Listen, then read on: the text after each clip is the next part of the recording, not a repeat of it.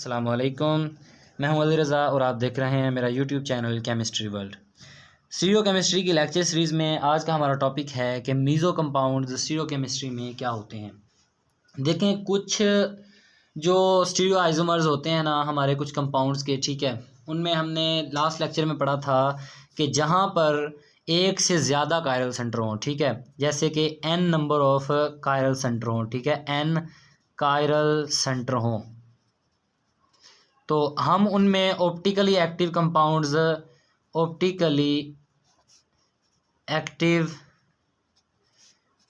Compounds find करते थे 2 की पावर n से, ठीक है। मतलब अगर n कायरल सेंटर, जैसे हमने लास्ट टाइम पढ़ा था 2 ब्रोमोपेंटेन में, जहाँ मैंने पेंटानोइक एसिड लिख दिया था, सॉरी वहाँ आना था 2 ब्रोमोपेंटेन, ठीक है, वो आप करेक्ट कर लीजिएगा। तो वहाँ पर थे 2 कायरल सेंटर, तो वहाँ पर हमने बनाए थे 4, ठीक है, आइसोमर, जिनमें 2 इनांशियोमर्स थे, इनांशियोमर्स के पेयर थे, और 2 ही थे हमारे डायस्टीरियोमर्स, स्टीरियो आइसोमर्स, ठीक है, 2 ही हमारे डायस्टीरियो आइसोमर्स थे। मगर कुछ कंपाउंड इस ऐसे हैं जहाँ पर डबल कायरल सेंटर होता है, ज़्यादा कायरल सेंटर होते हैं एक से, मगर हम उनको इस फार्मूला से उनके ऑप्टिकली एक्टिव कंपाउंड्स नहीं निकाल सकते। जैसे कि हम एग्जांपल लेते हैं टारटारिक एसिड के, ठीक है, टारटारिक एसिड का फार्मूला जैसा कि हम जानते हैं कि सिंपल सा है, COOH, कार्बन CHOH होता है ना, तो OH इधर आ गया, एक हाइड्रोजन और OH और COOH, ठीक है।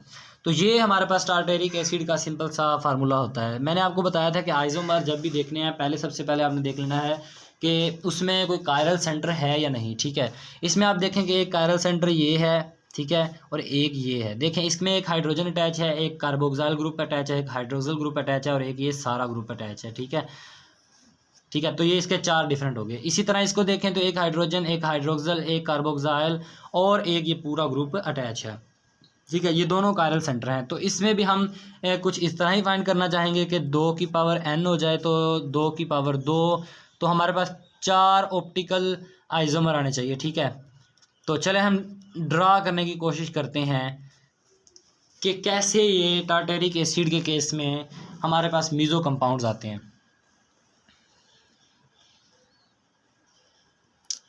तो चलें देखते हैं। जैसा कि ये मैंने ड्रा करूँगा आपके सामने, सिंपल सा एक इसका ड्रा करते हैं कि एक COOH आ गया और एक COOH आ गया, ठीक है। और इसमें 2 कायरल सेंटर हैं, तो ये हम 2 लाइंस ड्रा कर देते हैं, ठीक है। एक तरफ OH आ गया, एक इधर OH आ गया, हाइड्रोक्सिल ग्रुप, एक हाइड्रोजन यहाँ पर आ गया, एक हाइड्रोजन यहाँ पर आ गया। इसी तरह हम बनाएंगे ना, तो इसका एक बना लेते हैं, इसके सामने रख देते हैं। चले जी, मिरर इमेज रख दिया, COOH 2 कायरल सेंटर, 2 लाइंस, ठीक है। मिरर इमेज ड्रा कर रहे हैं, तो हाइड्रोजन हाइड्रोक्सिल ग्रुप और ये हाइड्रोजन और हाइड्रोक्सिल ग्रुप, ठीक है। ये मिरर इमेजेस हो गए ये एक दूसरे के, ठीक है। 2 हमें इनांशियोमर्स मिल गए। मैं मानता हूँ कि ये पॉजिटिव है और ये नेगेटिव है, ठीक है, ये पॉजिटिव और ये नेगेटिव। इसके बाद हम चेंजिंग करते हैं जैसे उसमें की थी, ठीक है। हमने 2,3 डाइब्रोमो, ठीक है, पेंटेन में हमने जैसे देखा था, ठीक है, उसमें हमने फिर हाइड्रोक्सिल ग्रुप एक साइड पे कर देने हैं। अब किस तरह के COOH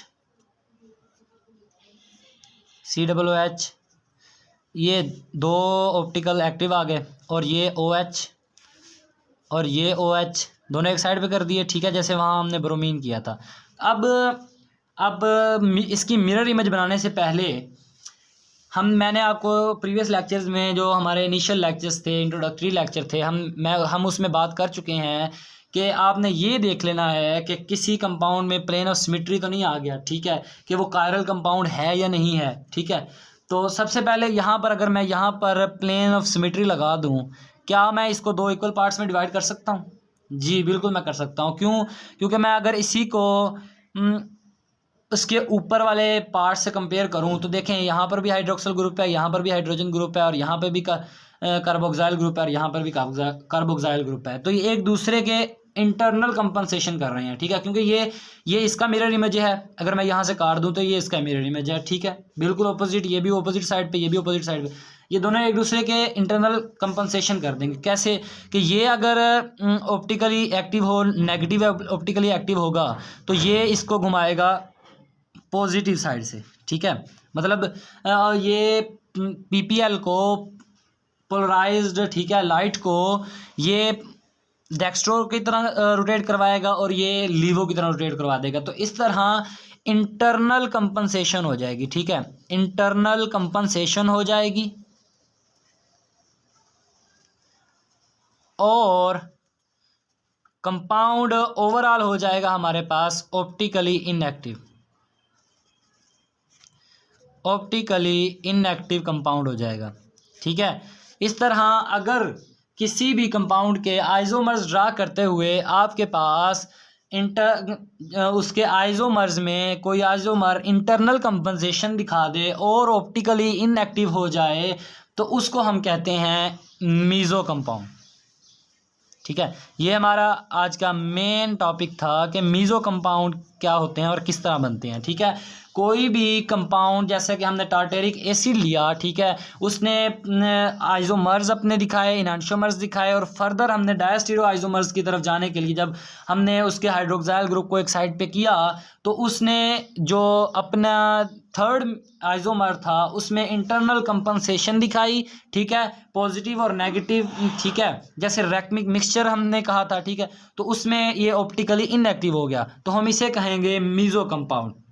अब यहाँ पर क्वेश्चन ये राइज होता है कि इसके ऑप्टिकली एक्टिव कंपाउंड कितने हुए, ठीक है, ऑप्टिकली एक्टिव कंपाउंड ये इस फार्मूले से तो नहीं निकले, ठीक है, इसमें हम कहेंगे कि इसके 3 ऑप्टिकली एक्टिव, ठीक है, इसके ऑप्टिकली एक्टिव तो नहीं, आइसोमर 3 है, ठीक है, आइसोमर 3 है इसके।